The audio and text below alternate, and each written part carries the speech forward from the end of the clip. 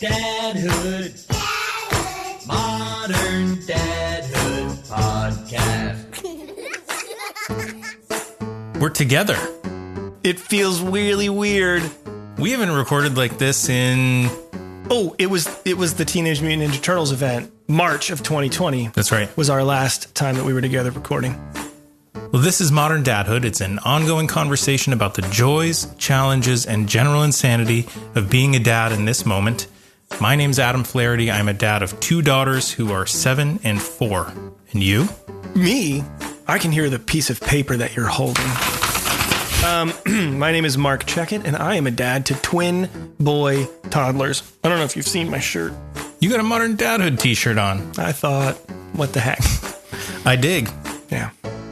We want to make it very clear that we are not experts in fatherhood, despite what you might think. Even though we both sound like super duper smart. A few weeks ago, speaking about the expert or non-expert thing, I was asked to participate in a live streamed interview for a group called the Parenthood, which is run by a relationship counselor named Christy Thompson. She invited me to chat about my fatherhood experience and about our podcast, Modern Dadhood.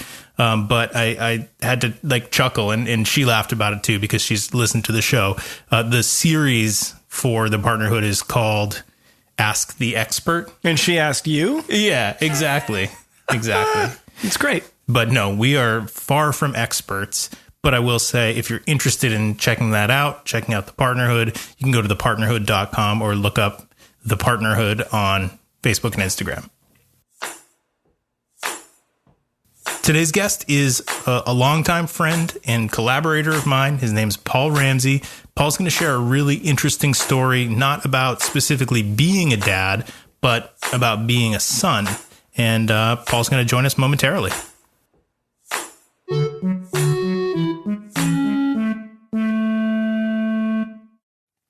I got to say, it feels very odd to have another human. Actually, there's 2 other humans in this room right now, and it feels really weird. It feels a little bit weird. I've not had a lot of guests inside this house in the last year or so. Same here. Yeah. You and your family came over to my place when we recorded the mom episode. Also felt weird. A few weeks ago. It did feel a little bit weird, but I like the feeling. It feels weird, but it's good and refreshing. Right. But I don't know. I maybe this is just me, but I'm still a little bit, I don't know. I'm still a little bit skeptical of the whole thing. I almost don't want to get back to total normal. Let's hang out at each other's houses. Let's go to bars. Let's go to concerts and whatnot. As much as I want to do all that stuff, I'm still keeping it all at arm's length, because I'm just kind of afraid that we're going to end up back in the same situation, and I don't want to be disappointed. Yeah. My kids need it for sure.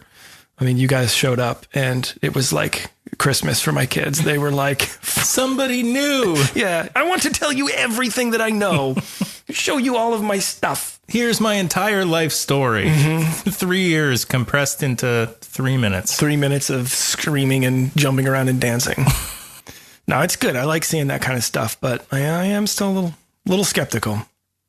Well, being in person means that we have our guest here with us while we're recording our intro, which is a little bit different than our typical workflow. But I think for me, it makes me want to just get into introducing our guest and starting this conversation a little bit sooner than maybe we normally would. Let's end his horribly awkward part, which has so far just been sitting and staring at us talk to each other. Let's let him speak. Paul, please. Hi. Nice. It is delightful to be able to sit and just converse with people. There hasn't been a lot of that for a while. It's very cool. And I think every time now that I get together with people to talk, I think I'm going to have Adam come by and set up a bunch of microphones. You absolutely should. You really definitely, should. Yeah. It definitely makes it feel like totally normal. That's how I live all the time. Yeah. Yeah. So I'll formally introduce my friend Paul Ramsay. Paul is a certified hypnotist who does both stage hypnotism shows for colleges and corporate events, and he also does one-on-one hypnotism. He teaches self-hypnosis, he trains other people to be professional hypnotists, and he's an accomplished public speaker. On top of all of the other things that Paul does, he's also one of the most likable people that I know, and I'm proud to call him a friend. So, Paul, sincerely, thank you for joining us. You're sweet. Thank you for having me.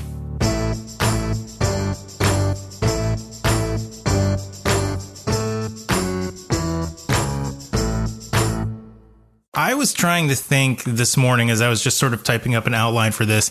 I can't actually remember specifically when we met. I know that it goes back to the university.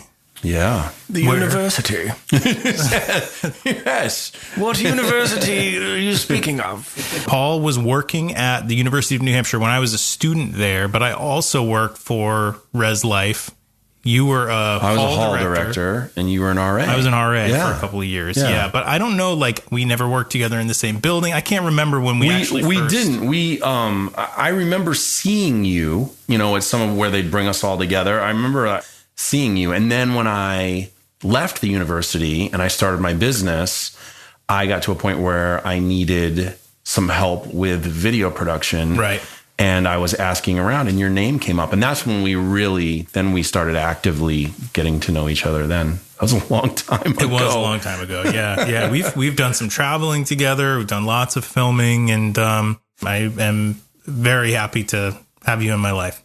Thank you. So speaking of traveling, you've been doing a lot of traveling in the last year or two. Yeah. And you recently came back to the area. We had lunch recently, and you shared a pretty captivating story with me. And to be honest, since the inception of the podcast, you've been one of the people who I've thought, I really want to have Paul involved in this and to have a conversation with him on the topic of fatherhood. And the timing just really hasn't worked out in the past. So when you told me this story, I was like, I think we kind of decided together, this is the right time to do that. Yeah. So I was telling you, typically Marc and I come into a conversation like this with lots of questions prepared and an outline, but I think it would be more fun to have you just kind of retell that story. Yeah. If you're open to that. Absolutely. Yeah. There's certain experiences that you have in life that are pretty common. And then there are experiences that you think nobody could have possibly had this experience. So, I'd like to think the story is sort of unique, but I bet it's probably not really, but it's still worth telling because I don't think a lot of people have it, So my mother married in her early 20s, and she married, my mother grew up in Michigan, and she married a Canadian man, and she moved to Canada, and they divorced shortly after having me. But I was I think about a year old, and they divorced. My mother moved back to Michigan with me and lived in Michigan for a while, and then decided she wanted to kind of make a fresh start, And so one of my aunts was living in New Hampshire and said, why don't you come out and I'll help you get your start. I'll help you find a job. And so my mom, who was, I think, 25 at the time, didn't have a lot in terms of didn't have a job, didn't have possessions. It was just her and me. She asked two friends to help her get from Michigan to New Hampshire. So they had one of those old, it was almost like the Mystery Machine in Scooby-Doo. I have a picture of it. It's really cool. One of those old vans. And they load what little she had into the van and us into the van, and they drive us from Michigan to New Hampshire. And how old are you? And I'm like maybe a year and a half old. And so my mom gets a job working the front desk of a hotel up in Littleton, New Hampshire. My biological father, he had, visitation rights and stuff. And I think early on, I remember him taking me 2 times. And I was so little, I really don't remember hardly anything about it. And that was it. And then my biological father just sort of disappeared from my life. He remarried. The woman he married had 2 daughters from her first marriage. They then had a son together. And they sort of started their new life. So my mom moves to New Hampshire and starts her new life, and they start their new life in Canada. And so my mom meets the man that I call my dad, because again, I was like 2.5 when she met him. And so he's been around for so long that to me, he's just dad. Mm-hmm. So I get to about age 7, and my parents, my mom and my stepdad, they have a child. So now I have a little brother. And somehow it occurs to me that mom and dad and baby brother all have a different last name than me. And so I go to them one day and I say, you know, what's the deal? How come my name is this and your name is this? And they explained to me, you know, the legal to a 7-year-old, the legal ramifications of custody. And I did not like that answer. And I got very upset, and I was like, that's not fair. I'm part of the family. I should have the same last name as everybody else. And they're like, you're right. So they sued my biological father for full custody. And under the premise really of like, he had time to be involved and didn't want to, and like, okay, then let's just all kind of finish this up. Mm-hmm. Yeah. And he fought it though. Mm-hmm. And he actually won. My parents didn't have a lot of money then. And so their lawyer literally, he's like, look, you don't want to keep fighting this. It's just going to cost you a bunch of money. And he's like, wait till Paul's 15. When he's 15, he can sue even as a minor. So that's what we did. So we waited until I was 15, and then we started the process again. And again, my biological father fought it. But between the first time that your mom sued, and then when you were 15 and you tried to sue, did you guys have contact in that period? No, wow. Never. Wow. And it was a weird dynamic. Yeah. And again, there was no... my mom is so great. Like, my mother's standing rule was, anytime you want to know about your father, you can ask me whatever you want and I'll tell you. Like, there's no secrets here. My mom did a really good job of never disparaging my birth father, like being an open book about that. I just didn't have a real need for that because I had this other man who was my dad. Yeah. And we did everything that fathers and sons would do. And so there was really no feeling of void, and there was very little curiosity. When the curiosity did come up, it was always sort of like, if this guy's my dad, how come he doesn't even want to see me? It's hard to be angry at someone that you don't have a relationship with. Sure. You know, like, I think like when I was really young, there was like Inspector Gadget, right? And there was the villain in Inspector Gadget. All you ever saw was his hand petting the cat. Mr. Claw, right? Was it Dr. Claw? Dr. Claw? Yeah. Captain Claw? I don't know. He had the mechanical claw. Yeah. I think it was Dr. Claw. Yeah. It's like, how do you get mad? Like, really mad at someone that you don't even know? It's an idea in your head is all it is. My biological father is out there somewhere and he's been unkind. Mm-hmm. For me, maybe for other people, it's easy to stay mad about stuff. But for me, it was hard to sustain that. So 15, we sue again, and he's sort of trying to talk me out of it just a little bit, and sends me a card at one point with pictures of my half brother from his second marriage, who looked just like me when I was that age, and it was really weird. I was a pretty articulate kid, and I just wrote him a letter, and I was like, "Look, I don't want to be disrespectful, but I just need to lay this all out." And it just said basically, like, "Look, like, I can understand why you would you'd want your son to have your name." And I know that biologically I am your son, but I need you to think about the idea that for real purposes, I'm not really. Like, we don't do anything. We don't hang out. Like, I have this man who is functioning as my dad, and I want to be able to have my family's name. And I just don't see why that's so much to ask. And I just sort of laid it out like that, and I sent it to him. And he signed the paperwork. And then once that happened, then it was really like no contact. And so, you go through, that's from 15, go all the way through my 20s, my 30s. And then in my early 40s, I got an email one day. Hey, I'm your half brother. Oh, wow. And I've moved from Canada down to the United States, and I found you online, And I see that you're an entertainer and you travel. And so if you're ever, and he told me where he lived, and he said, if you're ever in that area, I'd love to meet you sometime. And I was like, yeah, okay.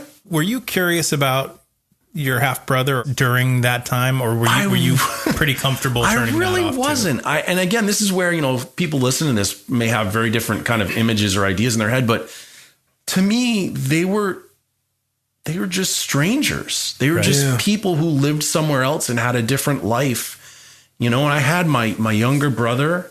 We had been in a family unit since I was 2.5 or 3 years old, and then my brother came along when I was 7, and like we just had everything families had. Yeah. So there was no void. There was no thing to make me go, I need something else.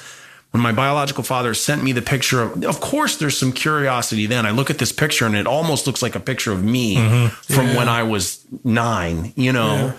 But again, like my life was whole. My life was, good.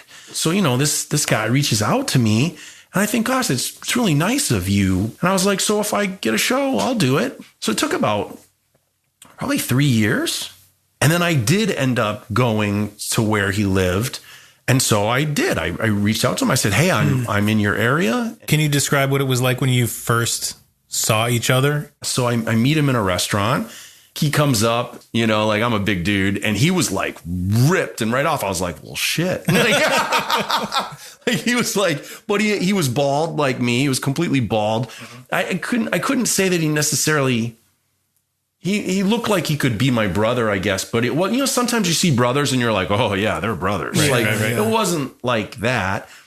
And that was a weird experience, definitely. Okay. Like to sit down in this booth in a restaurant and start doing kind of like the small talk, and then we're getting going. And about 10 minutes into it, all of his body language changed. And he went from looking right at me to he literally turned in the booth seat, turned on an angle, crossed his arms, like classic body language stuff of like something's not going well. Yeah. And being the hypnotist and the personal development guy that I am, I'm noting all this stuff and I'm like, what's going on? Like we're having a very pleasant, polite conversation. Why is he reacting this way?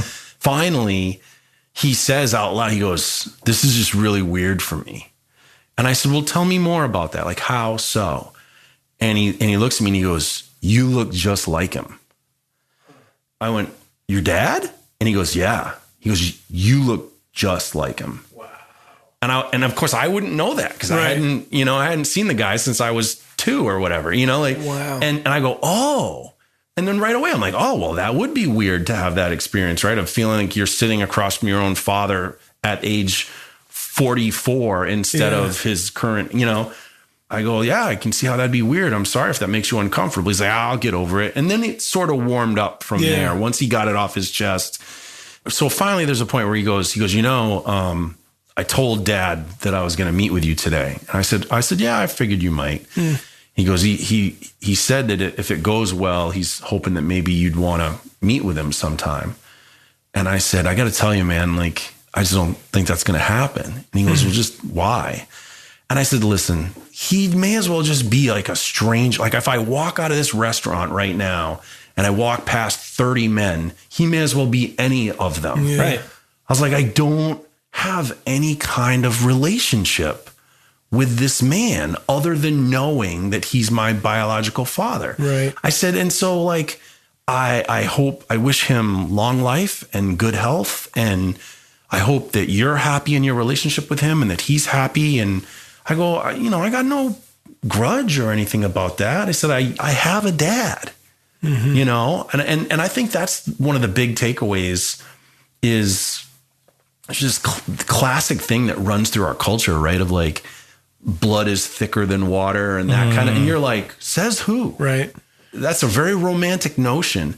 But when you think about some of the relationships that people in your life have had, I think choosing the loving relationships that you have in your life is so much more important than any kind of genetic relationship, right? Like, you choose people that lift you up and you stick with people who are good to you. And again, not that he was even bad to me. It's just that there was no relationship. Yeah. And he was cool about it. He was like, all right, I get it. He's like, I understand. Pressure didn't pressure not at all. Not only did he not pressure, didn't judge. Was like, no, he was really cool about being like, I can understand that. I can see that. Yeah. If a meeting with your biological dad would not have been anything for you, I mean, you didn't owe him anything either. Even if he was seeking some sort of fulfillment or some sort of closure or whatever it was, like, you don't have to go out of your way to do that. You don't owe him anything. When I reflected on it, Adam, I thought that's the only thing I could have chosen it for, is I could have said, just for the sake of trying to be compassionate to another human being, I guess I could have said, I'll give that to him. But it wasn't presented But it wasn't going to do anything for me that way. And it wasn't presented exactly, Mark. It wasn't presented to me as like, he really needs this. Yeah. So that was that. And then another 3 years, I think, went by. And when the pandemic hit, coincidentally, right before the pandemic got going, I decided that I was going to sell my house and I was going to kind of live the nomad life. And I sold my house. I got rid of 90% of what I owned. I bought a truck and a travel trailer. Whoa. And I just started heading west, and I was going to figure out how to keep my career going and like find RV parks to stay at near major airports so that when I needed to travel, I could just hop a plane and get where I needed to be. Well, then the pandemic hit and there was no entertainment anymore. Right. So then it was like, well, I'm just going to almost like take a sabbatical year kind of. And I was out in Arizona and I was driving to run some errands, and my phone dings and I look and it's a text from my half brother. And he says, hey, I want to let you know that Dad passed away this morning. Oh. And I was like, oh gosh, no heartache for me there because there's no relationship, but a feeling of genuine compassion for him. Sure. Like, wow, I'm sorry your dad died. So I called. Yeah. And he didn't answer. And so I left him a voicemail and I just said, hey, I'm really sorry that your dad passed. And, again, I know I told you this before, but it was a while ago. I just want to remind you, like, I take no pleasure in that. I have no animosity toward him. And I'm really sorry for your loss. And I don't know how I could possibly help you, but if there's some way that I could help you, I want you to call me and let me know. About 15 minutes later, he called me and we talked, and he hadn't even checked the voicemail. And so I told him again what I had left on the voicemail. And then said, don't listen to the voicemail. Don't listen to the voicemail. and he was really cool. He's like, thank you so much. And I get off the phone and I'm driving. So I'm kind of trapped a little bit, right? I don't think it would have mattered if I was driving or not. Like, the natural thing is then like, you're not talking anymore. You're on your own. And I sat there and I was like, should I be sad right now? I was like, you can't help. You're like, am I a bad person for not feeling bad that my biological father has passed? Like, you start sort of running through all of that, sure. And I was like, and so I called my best friend from college on the phone and I said, hey, my biological father just died. And he goes, oh, and he knew, and he goes, how do you feel about that? And I go, well, that's why I'm calling you, because I need somebody to process. I was like, I don't really feel anything. You may as well have said, hey, Paul, did you know someone died on Main Street today? Like just a person, like it was a stranger. Yeah. Yeah. And so I was talking, he goes, no, that makes sense to me. And he said, you've always told me that you and your dad didn't have a relationship. I was like, yeah, but he's still my dad. I was like, am I callous for not honoring this whole blood over water thing? Right. And he's like, no. He's like, no way. He's like, either you have a relationship with another human being or you don't. Right. Right. Yeah. Like, and that relationship can't just be defined by what society says it should be. Like, it's what you bring. It's what each person brings to the relationship. He's like, and neither one of you brought anything to that relationship. Right. And I was like, right. And he goes, absolutely. He's like, so what are you going to do with the rest of your day? It's like, come on. And he goes, all right, I'm kind of joking. He goes, no, seriously. He's like, what could you possibly do? He goes, it may as well be somebody on the other side of the planet died and someone happened to call and tell you. Yeah. And I was like, yeah, that's sort of how it feels. I got on the phone and I called my mom and I said, hey, I just want to let you know that my biological father died today. And she goes, oh. It had been, and that was interesting, 40 something years, right? Since they had any. No contact. Yeah. Thank you for telling me. And that was it.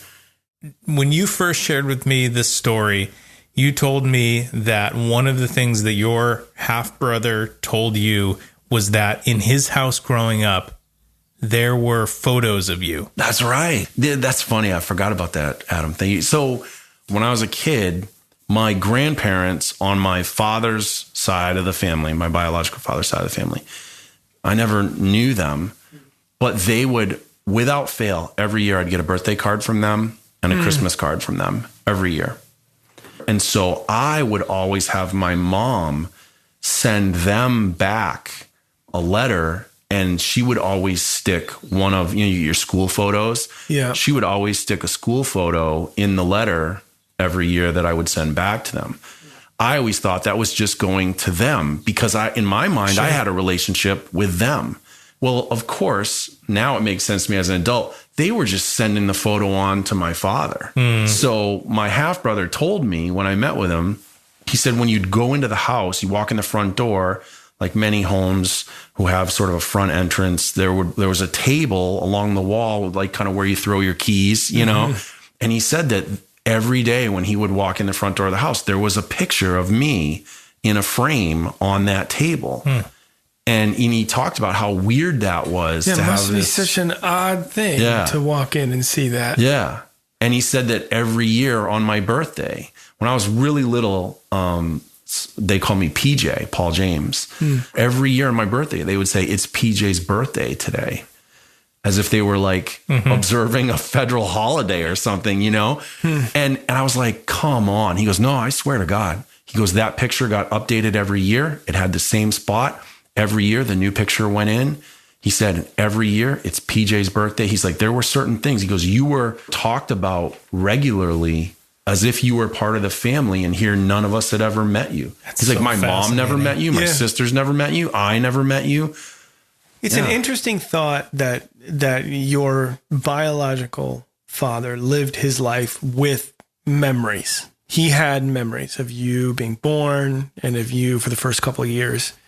And that's interesting enough when you think about it compared to you who have no memories. You left at such an early age, you didn't even have the time to formulate, anything that's going to stick. And then yet here's this half brother who never met you. He ends up growing up with memories of you also. And even still, you're none the wiser until your conversation years later with him.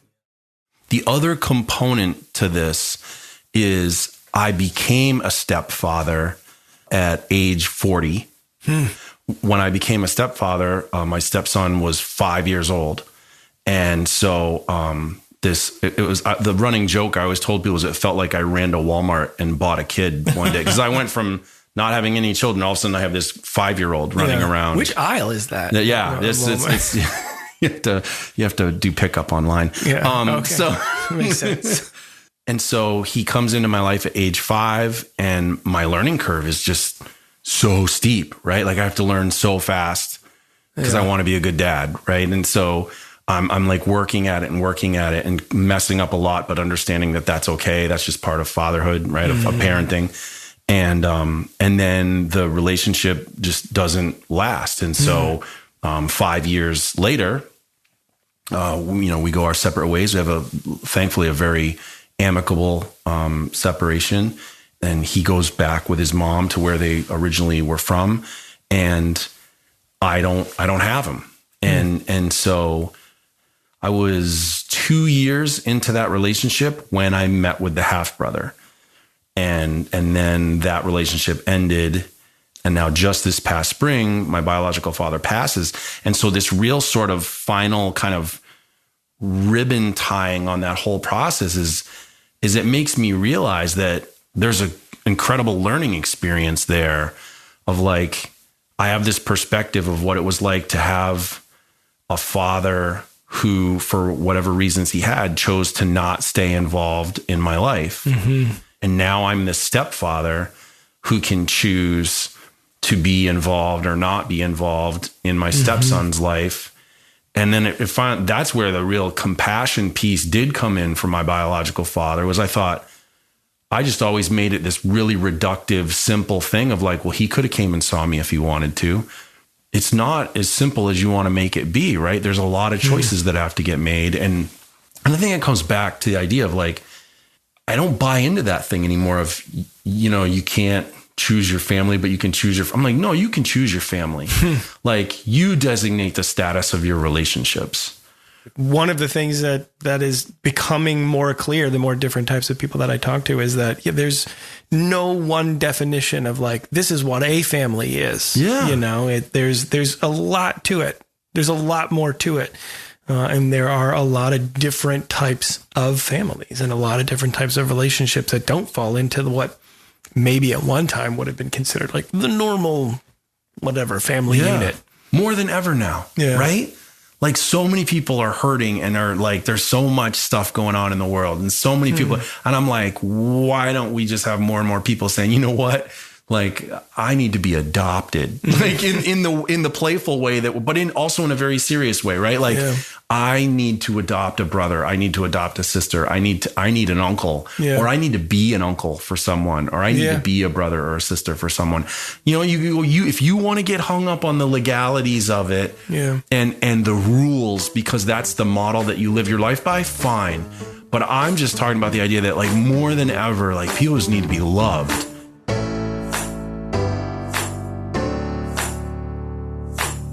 Considering this idea that family is however you define it for yourself, how would you define the term fatherhood? What does fatherhood mean to Paul Ramsay?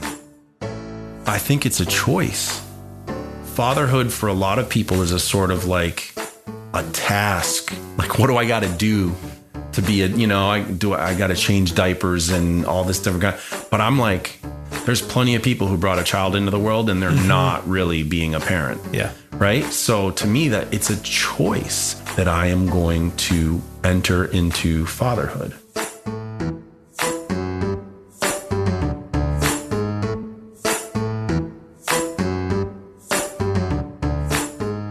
We just I don't know if you know, but we just wrapped with Paul. We're done? Yeah, I'm not sure if you were aware of that. Well, the music came up. And you kind of fell asleep at the end. There was a natural thing with the music. And yeah. So this is where we do the recurring segment. If that's what I'm getting at. Do you got one? I do. Well, give it to me. I have a...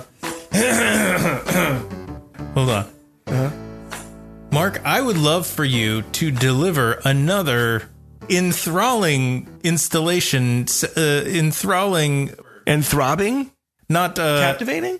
Marc, I would love for you to deliver us another enthralling, enthrobbing installment of... Did I just say that out loud? All right, let's have it. All right. And I think this is a classic example of a thing was happening and I blurted out words a little bit faster than my brain could even process, like, exactly what was going on. Okay. So here's what I said. Don't put your straw on your penis or else you can't eat it. Oh, okay. And I realize you hear that and it's very unclear as to what you can't eat it. Right, because he's not going to eat the straw. What the it refers to is very unclear.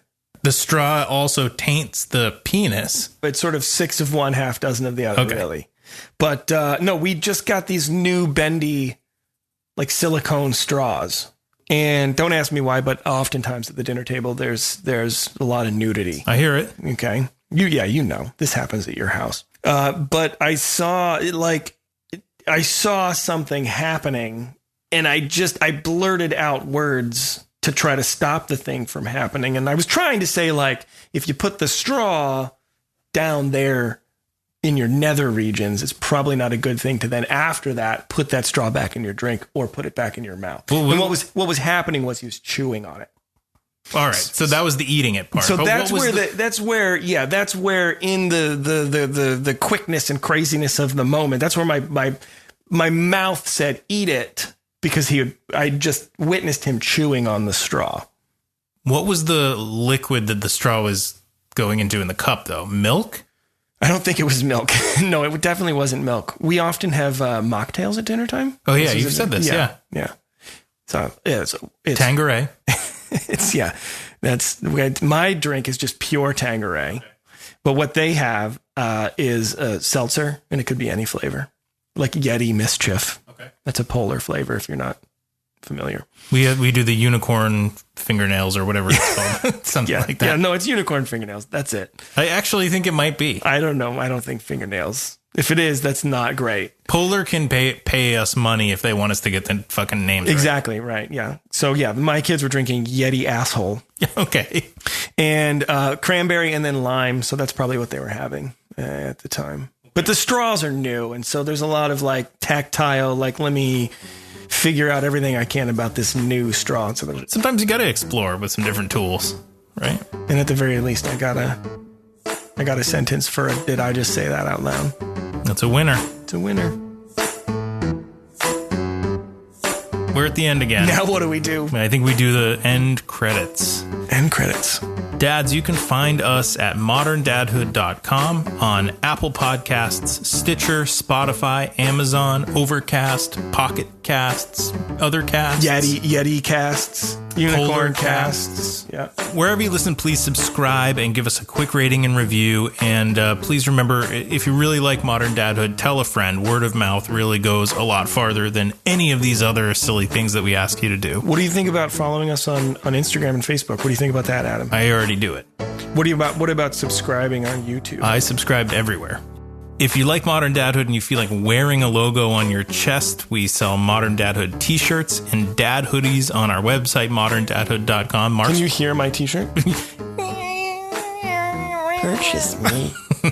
May I thank a couple people? I'd love to thank Casper Baby Pants and Spencer Albee for our music that we use on the show. It's wonderful. Also to Pete Morse. I don't know if you know about him, but he's at Red Vault Audio. Oh, also, you know who else I'd like to thank? Paul Ramsay, our guest. Thank you, Paul, for joining us today. It really was a pleasure talking with you. Last but not least, thank Blue for... I screwed it up. Thank you for listening. Podcast. Just a modern.